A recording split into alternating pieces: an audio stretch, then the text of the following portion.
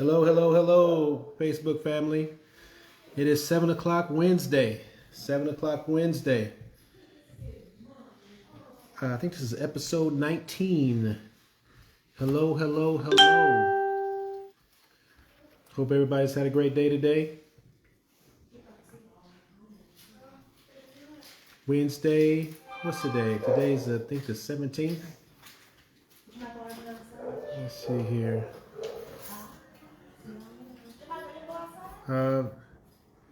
Hello, I see we have somebody out there. It's good to see you on. I think this is our 19th episode. Got a few people on, just trying to wait till everybody gets on.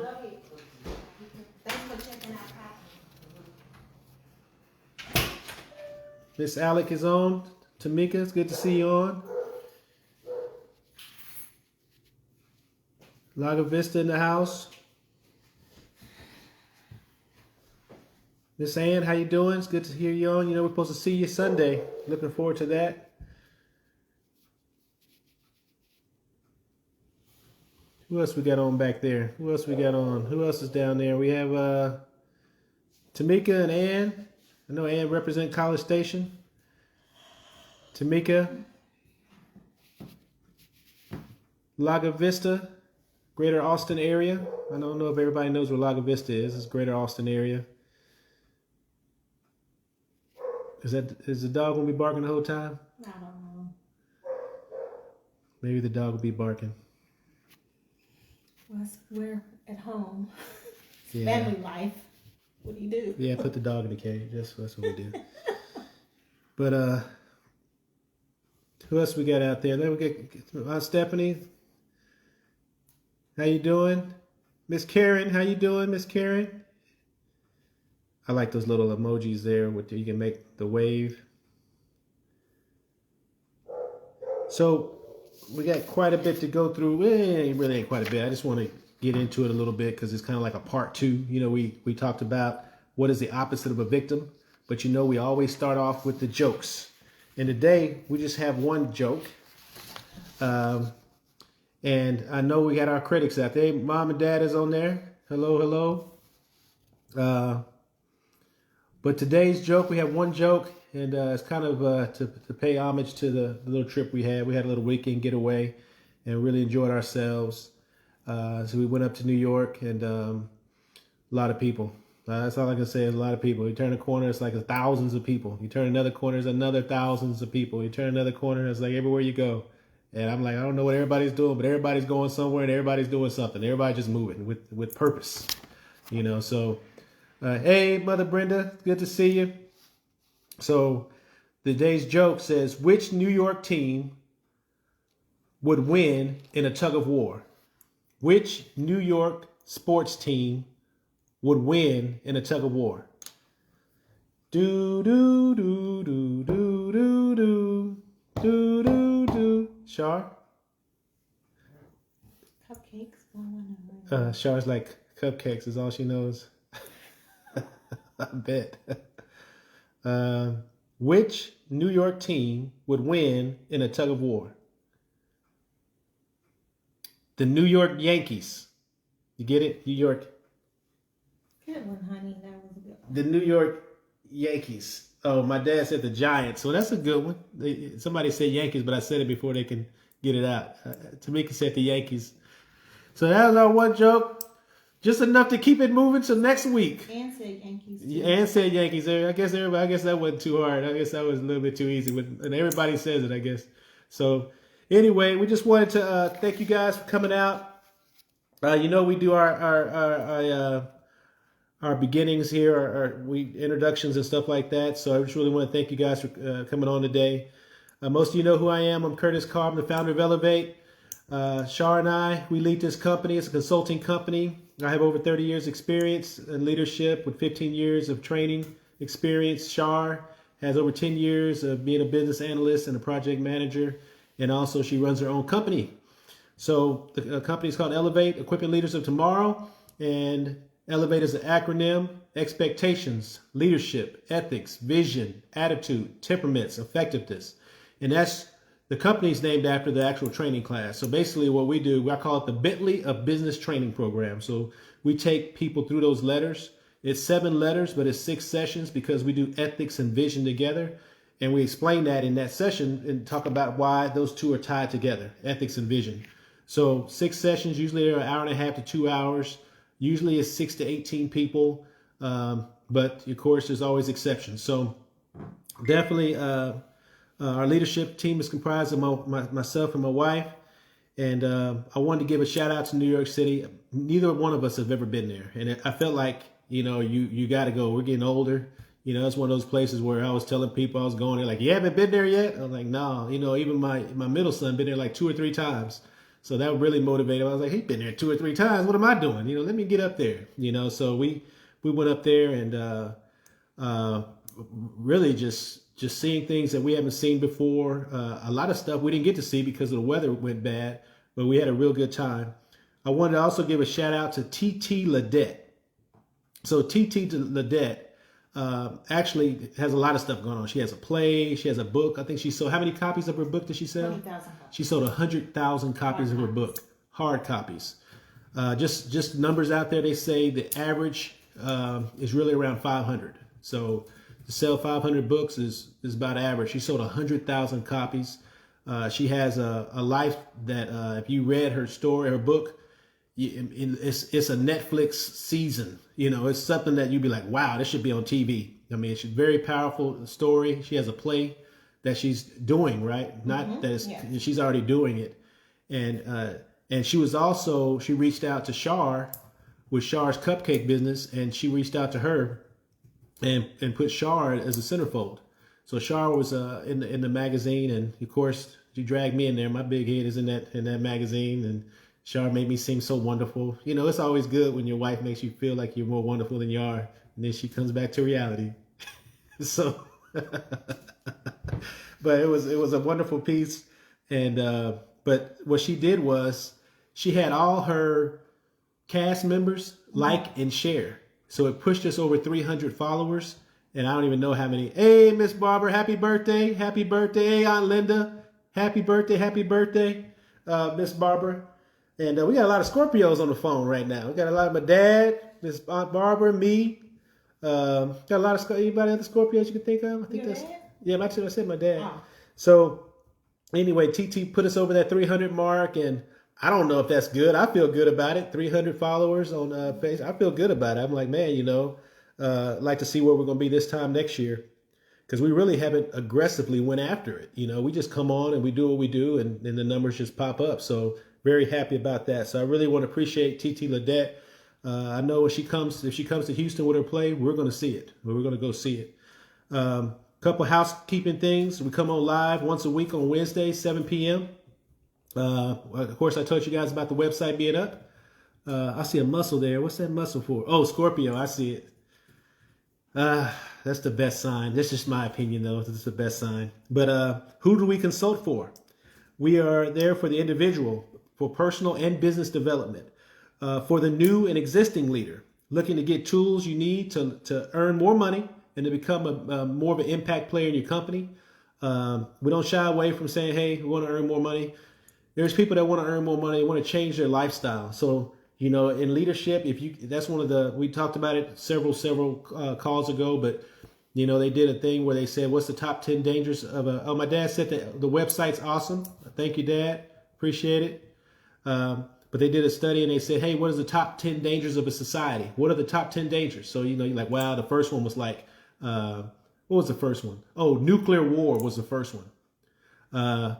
Look at that, Shark, put some stuff down. She's on it about E.L.E.V.A.T.E. But nuclear war was the first one, danger to a society. And then number 2 was disease or epidemic. And we're in a pandemic, so, it's fitting. So you can say, okay. But number 3 was decline in leadership. And I thought that was powerful, So they said decline of leadership is one of the top, number 3 in the top 10 dangers to a society. And if we look around, we can see that that's true. So definitely, if you looking to really shorten the curve, learn to look at things in a little different way. Don't shy away from the responsibility, and you want to put the work in, we can help get you there. The third one is a business owner looking to increase sales and increase market share. it will be some work. You know, I always tell people, if you're thinking somebody's going to just snap their fingers, have a conversation with you, and next thing you know, you're going to do 100 million a year, we're not the right company for you. It's going to take work. You know, there's going to be things to read. There's going to be things to do. There's going to be a plan. There's going to be a strategy. So the fourth group is for leaders or employers that are looking to bring a training company in. So we'll come in to your organization, and it can be a nonprofit. It can be a for-profit. I've done both. Showers worked with both. So we can definitely make an impact. So those are the groups we talk to. And we start off by doing assessments. We do questionnaires so that we can get to know you better. And then, like I said, the website's up. So if you want more information about it, you can always inbox us, info@wemustelevate.com. So the way we conduct these Facebook meetings, 710, we depend on your comments. Miss Ann, thank you so much. Definitely got to talk to you later about when we're going to meet, because I have to work that day, but we're going to make sure we're there. Please work with us a little bit on that. But the way we do these Facebooks lives is we depend on your comments. We end promptly at 7:30. We value your time. We respect your time, and really appreciate you guys coming on. We know there's 1,000 things you can do, probably 10,000 things you can do than to sit on this call. So we appreciate it. So in one word, if we can reach out, I want everybody, if you can come out and say how you feel today. How you feeling today? One word. I would say I can't say it in 2 words. I would say energetic. Like right now, I'm having to slow myself down because I'm a little hyper right now. So energetic. Oh, Miss TT's on. I appreciate you. I've never met you, but I feel like I have, because my wife told me everything, and then she was reading the book, and then I checked it out. So very appreciative of the work you put in to build what you got going on. Miss TT says she's grateful. Aunt Linda says she's tired. Stephanie said excited. Tamika said better. You got to know the story behind that one. So that's good. That's really great to say better. We see recharged. My dad said blessed. So this is awesome. Shar, superwoman. Look at it. She, Corey, look at it. Look at that. She feeling all good today. She's feeling all good. You should have saw Shar drag me around everywhere. Let's go. Come on. Let's go. Come on. You know. So it was fun though. Aunt Barbara happy. That's good. That's great. So what we're gonna do is today we're gonna discuss what's the opposite of a victim. I know this is part 2. We're not gonna go over everything in part 1, but I wanted to at least go over a couple things, because the one thing we talked about Walt Disney. We talked about the opposite of a victim. What is the opposite of a victim? People gave their opinion. Ann said energized. That's great. But we asked the question, what is the opposite of a victim? And there was a lot of different opinions. The one that I really liked was one that I read, and it said the opposite of a victim is a creator. And, we got a lot of creators on the phone on this call right now, and especially E.L.E.V.A.T.E. If you read her story, you have to create. You can sit back and think about the past, or you can get stuck in it and find yourself somewhere depressed in a white coat. Or you can sit there and say, you know what? I'm going to create the future that I want. And she's a great example of that. So definitely that's what we talked about last week, that the opposite of a victim was a creator. And then we talked about how the orientation of a creator, the way their mindset is, the way they think. Disney said, hey, I really look at 4 C's: curiosity, confidence, courage, and constancy. We said if you compare that to the orientation of a victim, they tend to be critical, when a creator tends to be curious. A victim tends to complain, when a creator tends to have confidence. A victim tends to walk in fear, when a creator walks in courage. And then when a victim tends to be unprepared, when a creator's walking in constancy. And, I thought about putting inconsistent there, but I was like, you have to build something to be consistent. A lot of times, a victim doesn't build anything. They sit there and they wallow in their pain. They wallow in their emotions a little bit. So one thing, my wife's moving the deal a little bit.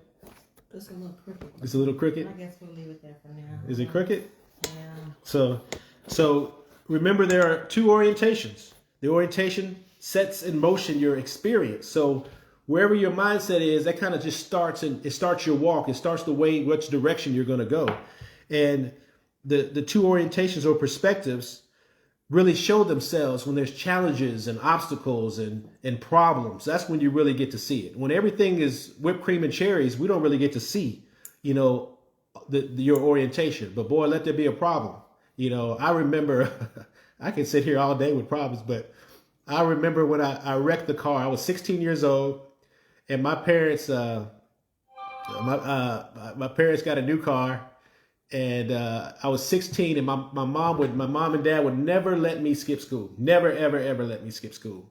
But you know what she let me miss school for? To get my license. I was so happy I got my license the day I turned 16. I don't even think my mom realizes how much of an impact that made on me. So the day I turned 16, I didn't go to school. I went to get my license. They had already put me through Austin driving school, and I had my permit for forever, it seemed like. And then I finally got my license, and then there it goes. I get to drive the car, and me and my friend go out.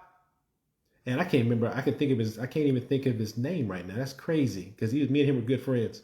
But we go out and we had fun. Next thing I know, we're on the other side of Austin over there off of 183 and down the frontage road. And it was a semi. I don't know what was happening. I was talking being cool. Next thing I know, I hit the back of a semi.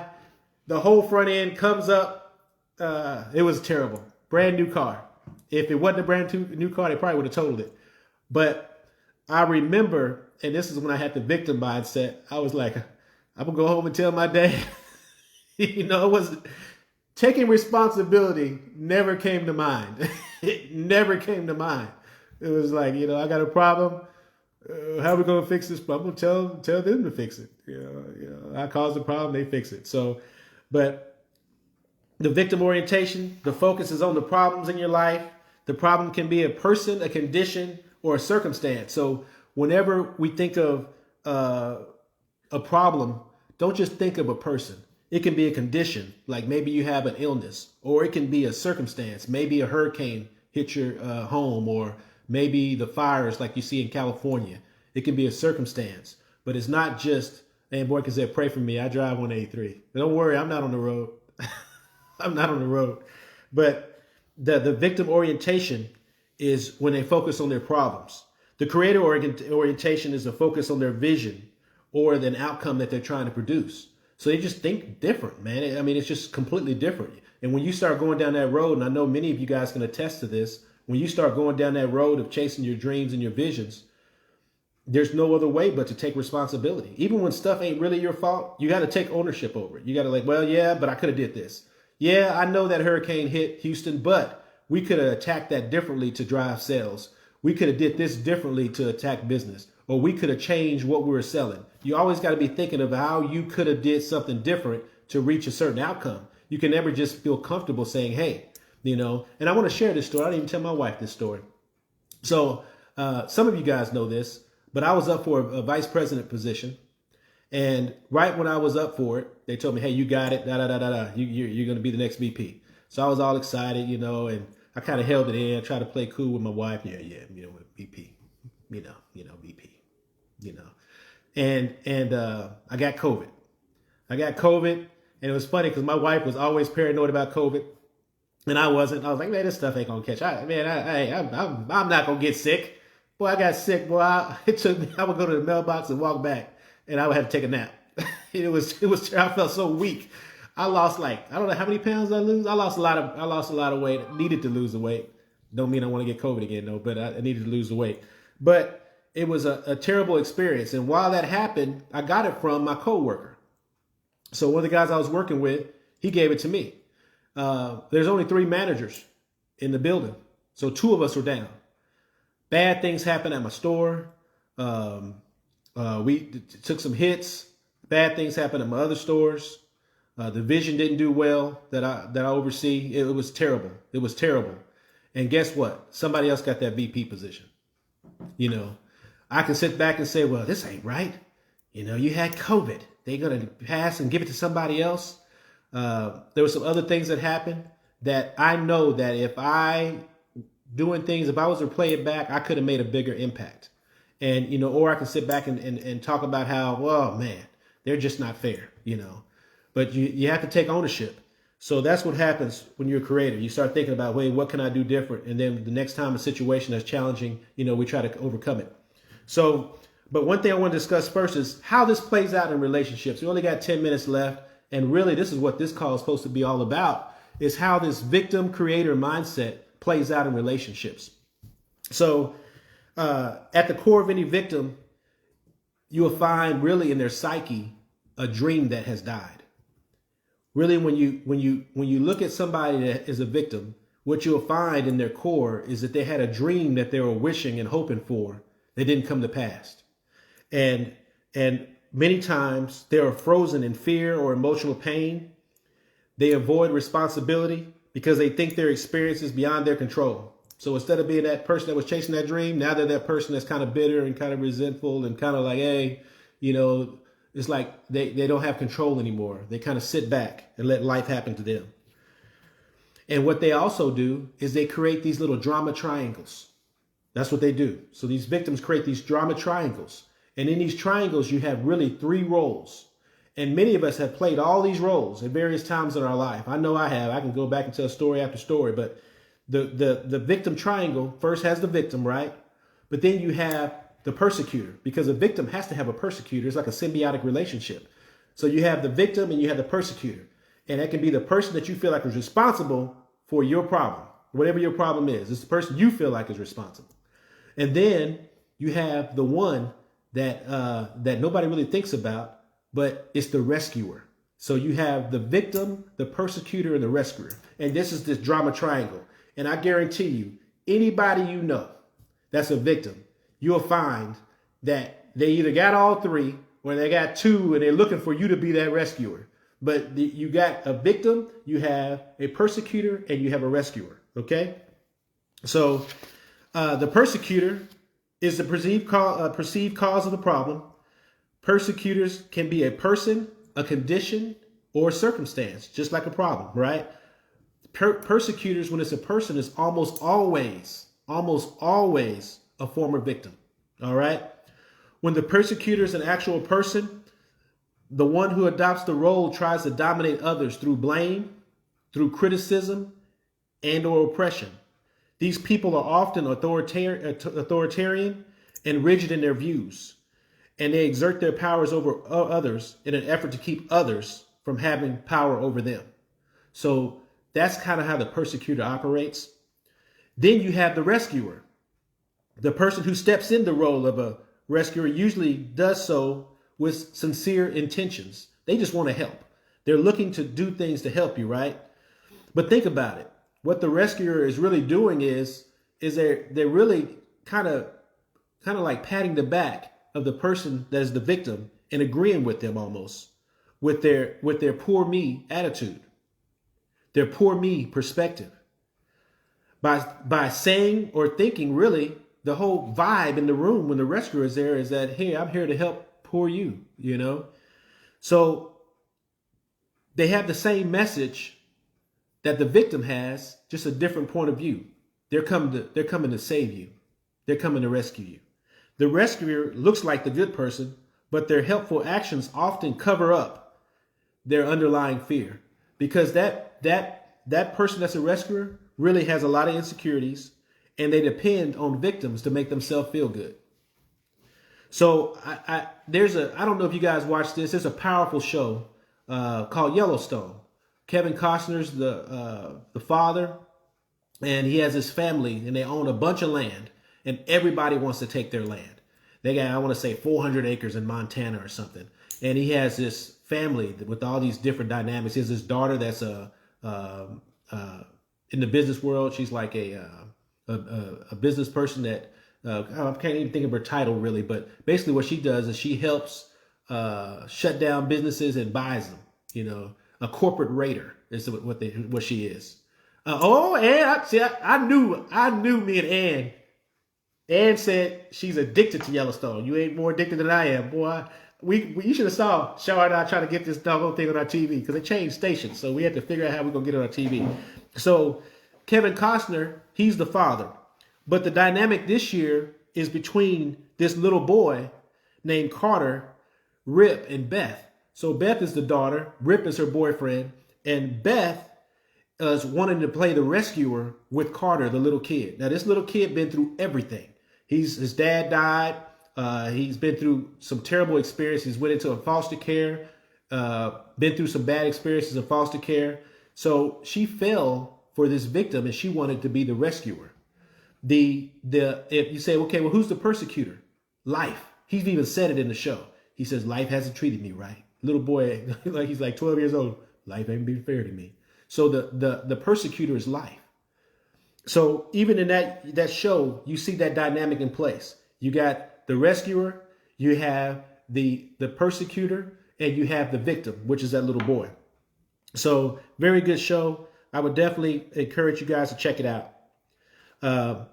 But her decision to help the little boy was really based on emotion, and her own desire to have a family.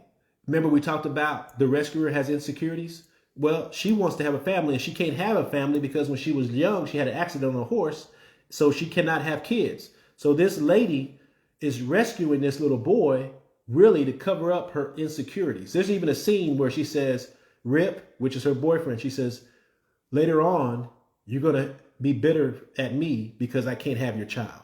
So it just plays in line with triangulate. That's right. It just plays in line with the whole drama triangle. And then there's a great story, but I don't have time to go over it all, but just check it out. But the solution to the drama triangle is the growth triangle. And this growth triangle is what creators have. This growth triangle has different people involved too. Instead of a persecutor, there's a challenger. Instead of a rescuer, there's a coach, right? So you still got, and they're like the same person, but coming from a different perspective.